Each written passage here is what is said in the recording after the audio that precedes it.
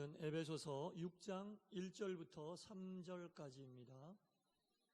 에베소서 6장 1절부터 3절까지 한 절씩 교독하시고 마지막 절 함께 읽도록 하겠습니다. 자녀들아, 주 안에서 너희 부모에게 순종하라. 이것이 옳으니라.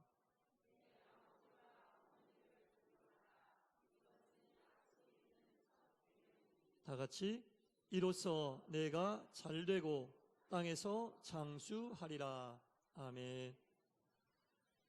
주님의 평안이 여러분 모두에게 임하시기를 간절히 축원합니다. 아멘. 오늘은 총회에서 정한 5월 둘째 주일 어버이 주일입니다.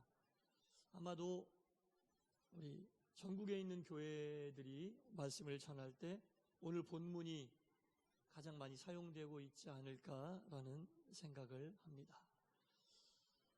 자, 여러분 행복하기를 원하십니까? 솔직히 안 원하세요? 행복하기를 원하시죠? 네. 그래서 우리의 모든 생각과 모든 행동과 이 모든 것들이 어떻게 하면 행복해질 수 있을까에 초점이 맞춰 있는 것은 사실입니다. 어떻게 하면 내가 행복하게 살 수 있을까? 어떻게 하면 우리 가정이 행복해질 수 있을까? 이쪽에 모든 것들이 초점이 맞춰져 있다고 해도 과언은 아닌 것 같습니다. 이렇게 행복에 대하여 집중하고 있는데도 행복하냐고 여쭤보잖아요. 행복합니다 라고 말씀하시는 분이 별로 많지 않습니다. 불행까지는 아니더라도 내가 원하는 만큼, 내가 만족한 만큼 행복을 누리며 삽니다라고 대답하시는 분들이 별로 없다라는 겁니다. 왜 그럴까요?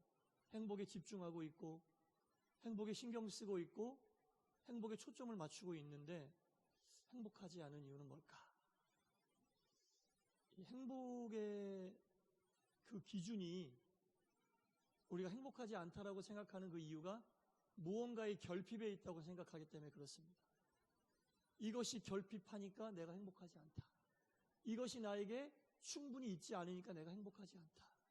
물질이 나에게 충분하지 않고 명예가 나에게 충분하지 않고 지위가 나에게 충분하지 않기 때문에 이것이 나에게 결핍이 되어 있기 때문에 내가 행복하지 않다라고 생각하는 부분들이 많다라는 겁니다. 모자라서 행복하지 않다. 여러분 과연 결핍이 우리의 행복과 불행을 결정할까요? 행복과 불행을 결정하는 것은 저는 결핍이 아닌 관계라고 생각을 합니다. 뭔가 부족해도 관계가 좋으면 불행하지 않을 수 있을 것 같습니다. 물질이 부족하고 명예가 부족하고 지위가 부족하고 내가 원하는 만큼 갖지 못해도 하나님과 나와의 관계가 아름답고 나와 내 주변 사람들과의 관계가 아름다우면 나와의 관계가 아름다우면 무언가 결핍에도 행복할 수 있을 것 같아요. 그러니까 행복의 결정은 결핍이 아닌 관계에 있다라는 겁니다. 자, 이러한 의미에서 볼 때 하나님께서 우리에게 주신 율법인 이 10계명은 우리로 하여금 행복할 수 있는 방법을 알려주시는 거예요. 왜냐하면 보세요. 10계명이 총 10가지 계명인데 1계명부터 4계명까지는 하나님과의 관계에 대한 말씀이고 5계명부터 10계명까지는 사람과 사람 사이에 있어야 될 관계거든요. 그렇죠. 1계명부터 4계명은 이렇게 하면 하나님과의 관계가 좋아진다. 하나님과의 좋은 관계를 위하여 이렇게 해라. 이렇게 알려주신 것이고 5계명부터 10계명은 인간들 사이에, 사람들 사이에, 주변 사람들과의 관계를 아름답게 하려면 이렇게 해야 된다라고 말씀해 주신 것이기 때문에 이 10계명이야말로 우리가 행복하게 살 수 있는 아름다운 관계를 맺으며 살 수 있는 귀한 방법이다라는 겁니다. 사람과 사람 사이의 관계를 말씀해 주시는 것 중에 가장 첫 번째로 말씀하신 게 10계명 중에 5계명, 부모에게 순종하라, 부모를 공경하라 라는 겁니다. 하나님께서 사람과 사람 사이의 관계 중에 부모와 자녀의 관계를 제일 먼저 말씀하신 이유는 세상의 모든 관계 가운데 부모와 자녀의 관계를 하나님이 가장 중요하게 생각하신다는 거예요. 가장 첫 번째, 근간이 되는 관계다라고 말씀하고 계시는 겁니다. 여러 가지 관계가 있지 않겠어요? 부부와의 관계, 친구와의 관계, 친척 관계, 이웃 관계, 여러 가지 관계가 있지만 그 많은 세상의 관계 가운데 부모와 자녀의 관계가 올바로 설 때 나머지 관계도 아름다울 수 있다. 가장 중요하기 때문에 가장 첫 번째로 우리에게 말씀해주고 있습니다. 오늘 본문 말씀은 사도 바울이 우리에게 에베소에서 한 말씀인데요. 사실 이 말씀은 신명기에서 하나님이 모세에게 십계명을 주셨을 때 먼저 하신 말씀입니다. 신명기 5장 16절에 이렇게 나와 있습니다. 너는 내 하나님 여호와께서 명령한 대로 내 부모를 공경하라. 그리하면 내 하나님 여호와가 너에게 준 땅에서 내 생명이 길고 장수하며 복을 누리리라. 하나님이 이렇게 말씀하셨어요. 신명기에서 모세에게 율법을 줄 때. 우리나라의 이 정신적인 근간을 이루고 있는 사상이 많이 있습니다. 뭐니 해도 우리나라는 이 조선시대 때부터 내려왔던 유교의 전통이 굉장히 강하거든요. 유교의 전통을 강조하는 덕목이 많지만 효라고 하는 것도 유교의 전통을 대표하는 덕목이다라고 볼 수 있습니다. 근데 가만히 생각을 해보니까요, 이 효라고 하는 게 조선시대 때부터 내려와 그 시대에 강조했던 효의 개념과 이 시대를 살고 있는 우리에게 주어지고 있는, 우리가 느끼고 있는, 우리가 받아들이려고 하는 효의 개념이 좀 달라진 것 같아요. 이게 무슨 말이냐면 시대의 흐름에 따라 이 효의 개념이 조금씩 달라지고 있다. 방법도 달라지고 생각도 달라지고 효의 개념도 달라지고 있다는 겁니다. 앞으로 더 달라질 것 같아요. 이게 뭐냐면 아무리 우리가 오랜 세월 동안 우리나라, 우리 민족의 정신적인 근간이라고 여겨지는 이 사상들도 시간이 흐름에 따라 달라진다는 얘기입니다. 변해진다는 얘기입니다. 그러나 여러분, 변치 않는 게 있는데 그것은 바로 하나님의 말씀입니다. 모세에게 주셨던 신명기 시대나 바울이 이야기했던 신약 시대나 우리가 살고 있는 이 시대나 하나님 말씀은 1.1획도 변함이 없고 그것을 받아들이는 성도들의 태도도 하나도 변함이 없어요. 오직 하나님의 말씀만은 변하지 않는다. 시대와 환경에 따라 바뀌는 게 아니라 받아들이는 사람들의 태도에 따라 바뀌는 게 아니라 하나님 말씀은 변하지 않고 지금까지 우리에게 울림을 주고 지켜나가야 될 말씀이며 앞으로 우리 후손들도 지켜나가야 될 말씀입니다. 그 하나님께서 명령하셨습니다. 부모를 공경하라. 부모를 공경하라. 10가지 계명이 있는데요. 10가지 계명의 그 뒤에 이것을 지키면 어떤 복을 주겠다고 내용을 달아놓은 계명은 이것밖에 없어요. 성경 어디를 봐도 10가지 계명을 지키면 이런 복을 주겠다고 그 뒤에 구체적인 복의 내용을 써놓은 것은 5계명밖에 없다라는 얘기입니다. 이게 뭡니까? 하나님이 간절히 지키기를 바라는 내용이다라는 거죠. 얼마나 하나님이 원하시면 그 뒤에다가 너희들이 이거 지키면 내가 이런 복을 줄 것이다라고 말씀해 놓으셨겠습니까? 얼마나 간절히 자녀들이 부모를 공경하기를 바란다면 하나님께서 이렇게 뒤에다가 구체적으로 복을 말씀하셨겠냐라는 겁니다. 자, 어떤 복을 주시겠느냐? 첫 번째, 하나님께서 명령하신 대로 부모를 공경하면 땅에서 네 생명이 길 거다. 요즘 다 100세 시대 사는데 생명이 길다. 요즘에도 장수하면 복이겠지만 모세가 이 율법을 받았던 시기에는요, 지금처럼 그렇게 생명이 길지 않았던 시대입니다. 전쟁과 또한 의학이 발달하지 않았기 때문에 질병과 사람의 수명이 굉장히 짧았어요. 그 시대의 장수의 복은 모든 사람이 가지고 싶어 했던 복이라는 겁니다. 모든 사람이 가장 원했던 복이 장수의 복이었다라는 겁니다. 하나님께서 그 복을 부모를 공경하는 자들에게 줄 것이다. 이것을 지금 시대가 아닌 사뭇 다른 느낌으로 받아들여야 된다는 겁니다. 그 시대의 사람들이 가장 원했던 복을 부모를 공경하면 주겠다라고 하나님이 첫 번째로 약속을 하고 계신다는 겁니다. 두 번째로는 내 땅에서 땅을 주겠다는 얘기입니다. 땅은 지금도 부의 상징입니다만은 그 시대에는 더 이 땅의 의미가 강했습니다. 그 시대는 농경시대거든요. 농경시대에는 땅이 최고입니다. 또한 목축이 중요한 사업이었기 때문에 목축을 하려면 땅이 있어야 됩니다. 땅에서 자라는 풀을 먹고 가축들이 자라기 때문에 그 땅을 부모를 공경하면 너에게 주겠다라는 거죠. 이 시대의 땅의 의미는 단순히 재산의 의미를 뛰어넘어 우리 가족의 생명이 달려있는 터전이었습니다. 우리 후손들이 행복하게 살 수 있는 삶의 터전이었다라는 겁니다. 지금 여러분 중동지방에서 전쟁이 있는데 이것도 왜 이들의 전쟁이 있을까? 거꾸로 역사적으로 계속 가보면 이 땅의 문제하고 관련이 되어 있습니다. 땅은 그 시대에 그렇게 중요했던 겁니다. 하나님께서 그들에게 가장 중요했던 땅을 구체적으로 주시겠다고 말씀하신 계명이 부모를 공경하라, 이 계명입니다. 그리고 세 번째로는 너와 네 후손에게 복을 주겠다.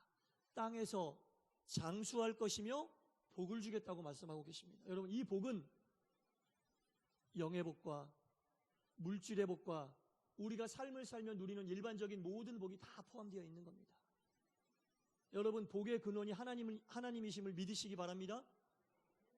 만복의 근원 하나님, 우리 찬송하잖아요. 하나님이 만복의 근원이라 하나님이 복을 주시지 않으면 복을 받을 도리가 없어요. 오늘까지 복을 받다 하나님이 복의 문을 딱 닫아버리면 내일부터는 복이 없어요. 하나님이 복의 근원이시기 때문에 그렇습니다.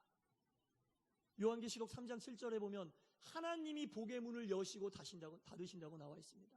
하나님이 여신 복의 문을 아무도 닫을 수 없고 하나님이 닫으신 복의 문을 아무도 열 수 없다라고 나옵니다. 하나님의 그 복이 부모를 순종하는 자들에게 주어진다라고 분명히 말씀하고 있습니다. 부모를 순종하고 부모를 공경하라는 것은 하나님의 명령이고 그 명령을 따르는 자들에게는 생명이 길 것이며 땅을 얻을 것이며 그 땅에서 자손 대대로 복을 받을 것이라고 분명히 말씀하고 계십니다. 이 엄청나고 모든 사람이 원하는 큰 상급을 하나님이 부모를 공경하라는 그 계명에 딱 달아놓으셨다는 거죠. 물론 어떤 계명도 지키면 다 복이 되겠지만 이 계명만큼은 하나님께서 확실하게 못 박아놓고 계시는 겁니다. 이 계명을 주시는 그때부터 오늘 이 시간까지 하나님은 이 계명을 지키는 자들을 불꽃 같은 눈으로 살펴보고 계셔요. 그리고 찾으면 바로 복을 주십니다.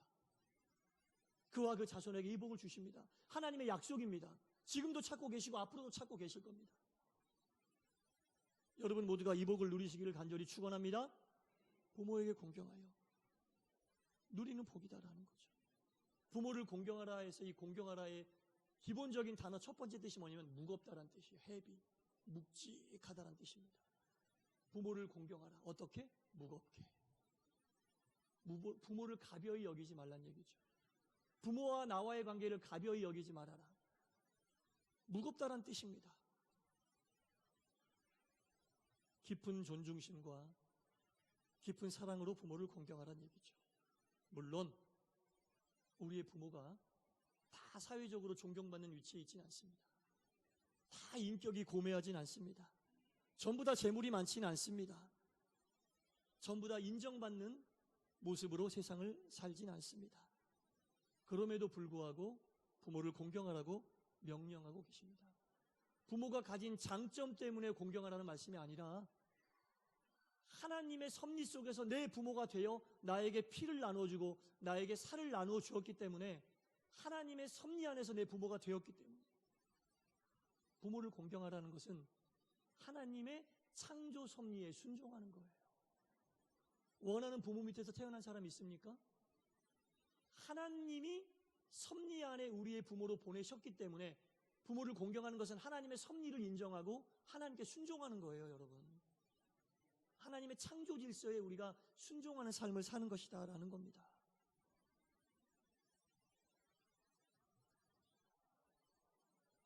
만약에 부모를 공경하는 게 저절로 됐다면 하나님이 명령하셨겠어요? 이게 저절로 되는 일이라면, 자동으로 되는 일이라면 하나님이 명령하시고 뒤에 어떤 복을 받을 거라고 상까지 달아놓으셨겠습니까, 여러분? 어렵기 때문에, 쉽지 않기 때문에 이렇게 해놓으신 겁니다. 불효하는 데는 힘들지 않지만 부모를 공경하는 데는 힘이 든다는 얘기죠. 우리 믿음으로 얘기하면 은혜가 필요하다. 은혜. 하나님의 은혜가 있어야 부모도 공경할 수 있는 거예요. 왜냐? 모든 것이 다 하나님의 창조 질서 속에서 이루어지는 일이기 때문에. 효를 행하는 것은 내 능력, 내 힘으로 하는 게 아니에요. 어려운 일이기 때문에 하나님이 십계명에 5계명에 넣어 놓으셨고 이것을 지키면 복을 주겠다고까지 말씀해 놓으신 거예요. 그 정도로 어려운 일입니다. 그러니까 우리 힘으로는 안 돼요. 우리 능력으로는 안 돼요. 하나님의 은혜가 필요하다는 얘기입니다. 모든 부모님들이 교과서에 나오는 것처럼 존경만 할 인격이 없더라도, 자녀를 돌보지 않는다 하더라도 자녀들 중에서도 부모를 통해 폭력을 받은 사람들 많이 있습니다. 육체적으로, 정신적으로 상처를 안고 사는 자녀들도 많이 있습니다. 부모의 무관심과 음주와 또는 여러 가지 행태로 인하여 멍든 가슴을 안고 평생을 살아가는 자녀들도 있다는 겁니다. 그런 분들에게 부모를 공경하라고 얘기하는 것은 굉장히 어려운 일이죠. 그분들은 부모를 보는 것 자체가 괴로운 일일 수 있습니다. 그런 부모와 소통하는 것이 힘든 일일 수 있습니다. 왜냐하면 그분들의 마음속에는 부모로부터 받은 상처가 아직 아물지 않았기 때문입니다. 그렇기 때문에 관계를 꺼려하고 소통을 멀리하는 겁니다. 이러한 상황에서 부모를 공경하는 것은 쉽지 않은 일이죠. 공경해야 한다는 것은 알고 있지만 상처가 아물지 않았기 때문에 행위로 행하지 못한다는 겁니다. 이건 논리적으로 설명할 수 없는 그런 얘기거든요. 깊이 배어있는 상처는 한두 번의 은혜를 가지고는 회복이 안 돼요, 여러분. 부모를 공경하라는 하나님 말씀을 알고 있지만 내 마음속에는 상처가 아물지 않았기 때문에 알면서도 지키지 못한다는 것은 내 마음속에 상처가 얼마나 뿌리가 깊다는 얘기입니까? 그 뿌리 깊은 상처는 한두 번의 은혜를 받아가서는 절대로 해결이 되지 않습니다. 병이 깊을수록 치료가 지속적으로 돼야 하듯이 부모로부터 받은 상처가 혹 있다면 그 상처를 먼저 은혜로 치유해야만 이 공경하는 마음이 가능해진다라는 겁니다. 그래서 효는 우리 힘이 아니에요. 우리의 능력이 아니에요. 성령의 은혜가 우리 가운데 있어야 할 수 있는 일이고, 부모에게 효를 행한다는 것은 하나님의 섭리 속에서 우리가 행하는 하나님의 창조 질서에 순종하는 믿음의 행위라는 겁니다, 여러분. 효는 믿음의 행위입니다, 여러분. 사람의 행위로 효를 행한다는 것은 한계가 있어요. 보세요. 우리가 교회 열심히 다녀요. 주일 성수 잘해요. 맡은 직분 잘 감당해요. 그런데 우리 마음속에 하나님을 사랑 안 해요. 하나님이 그거 보고 기뻐하시겠어요? 다 잘하는데, 다 우리가 맡은 일도 하고 다 잘하는데 하나님을 사랑하는 마음이 없어요. 하나님이 그거 보면 기뻐하시겠어요? 부모에게 행하는 효도 똑같아요. 겉모양으로 행하는데 사랑하지 않는다. 좋아하시겠습니까? 그 사람의 힘으로 행하는 효죠.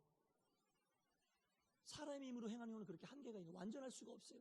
그래서 성령의 은혜로 우리가 효를 행해야 된다는 겁니다. 효를 행한다는 것은 여러분 믿음의 행위지 도덕적인 행위나 윤리적인 행위가 아닙니다. 믿는 사람들에 대한 효의 개념이 그겁니다, 여러분. 이 효의 개념을 분명히 알아야 됩니다. 그래야 상처가 있어도 효를 행할 수 있는 거예요. 믿음이 없는 사람들은 상처가 있으면 효를 행하기 어려워요.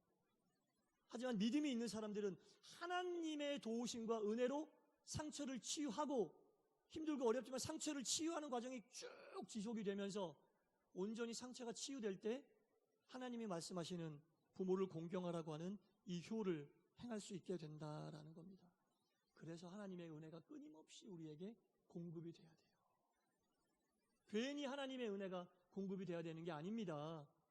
하나님의 은혜의 힘을 믿는다면 그 은혜의 힘으로 치유하지 못할 상처가 어디 있겠습니까? 사람의 생각으로 나는 이거 치유 못해, 못 고쳐, 이렇게 생각하지만 우리는 믿는 사람 아닙니까? 하나님을 믿는 사람 아닙니까? 하나님이 치유하지 못할 은혜가 어디 있겠습니까? 하나님의 은혜로 마음의 상처를 치유하고 부모님을 바라보면 내가 받은 하나님의 사랑이 느껴져요. 부모님을 사랑해야겠다라는 마음 이전에 사랑받지 못할 내가 하나님께 사랑받은, 하나님을 우리가 아버지라고 부르는데 하나님 아버지가 우리를 사랑할 만한 이유가 나에게 있는지 찾아보세요. 얼마나 음탕하고 얼마나 정말 상상할 수 없는 생각의 죄를 저지르면서 그러면서도 믿음의 길을 가겠다고 나온 우리를 사랑으로 품어주신 하나님을 생각하면 그 사랑을 내가 받고 있는 게 생각이 난다니까요. 내가 그 사랑을 받았으면 그 사랑으로 부모를 사랑하고 효를 행하는 거예요. 그게 신앙이 얘기하는 효다라는 겁니다. 우리의 힘으로는 온전히 행할 수 없습니다. 분명히 알아야 됩니다. 하지만 하나님이 주신 은혜로 내 안에 있는 상처가 치유되면서 부모에게 효를 행할 때에 그 효야말로 하나님이 바라고 원하시는 믿음의 행위로서의 효가 될 수 있다라는 겁니다. 사랑하는 성도 여러분, 우리가 부모를 사랑하는 것을 보면 하나님이 기뻐하세요. 하나님이 기뻐하세요. 참 얄궂은 게 뭐냐면 우리가 은혜로 상처가 치유되고 하나님의 사랑을 깨달았잖아요. 근데 그 사랑을 우리가 전달해야 될 부모님이 유한한 삶을 산다는 게 참 얄궂은 거죠. 우리가 깨달았는데 그 깨달은 이후에는 유한한 삶을 사는 부모님이 계실 수도 있고 안 계실 수도 있다는 겁니다. 참 하나님의 이 시스템이라는 게 정말 너무나 신묘막측합니다. 요즘에 안 쓰는 단어지만. 그러니까 우리는 빨리 깨달으려고 하고 빨리 은혜로 우리의 상처가 있다면 치유하려고 해야 되는 거예요. 부모님이 유한한 삶을 살기 때문에 우리의 자녀들도 우리가 유한한 삶을 산다는 것을 또 알기 전에 빨리 하나님의 은혜를 깨달아야 된다는 거죠. 참 이 하나님의 시스템이 정말 놀랍지 않습니까? 나는 깨닫기 위해서만 노력해야 되는데 아무 때라도 깨달으면 되는 게 아니라 빨리 깨달아야 돼요. 빨리 하나님의 은혜를 우리가 느끼고 체험하고 하나님의 사랑을 알아야 돼요. 그래서 우리가 믿음의 행위로서 부모를 사랑해야 한다라는 겁니다. 우리에게 주어진 시간도 우리 부모에게 주어진 시간도 다 유한하기 때문입니다.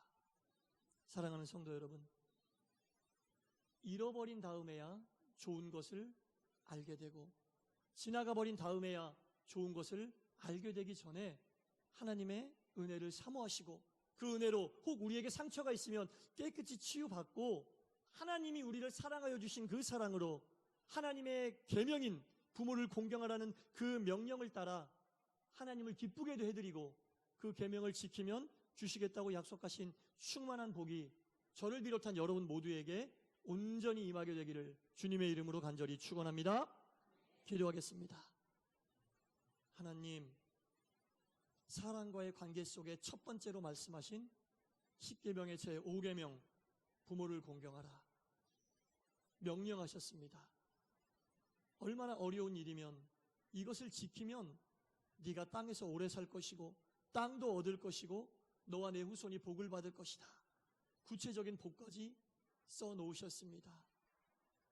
효를 행한다는 것은 도덕적인 행위가 아니고 윤리적인 행위가 아님을 알게 하여 주옵소서. 하나님의 창조 질서 속에 하나님께서 우리에게 피를 나누어 주시고 살을 나누어 주시는 부모로 이 땅에 보내셨기 때문에 부모로서 공경할 만하면 공경하라고 말씀하지 않으시고 부모이기 때문에 공경하라고 말씀하신 그 말씀을 붙잡고 하나님을 기쁘시게 해드리는 효의 삶을 통하여 하나님께는 영광이요 많은 사람들에게는 큰 믿음의 본을 세우는 우리 모두가 되게 하여 주옵소서. 예수님 이름으로 기도드리옵나이다.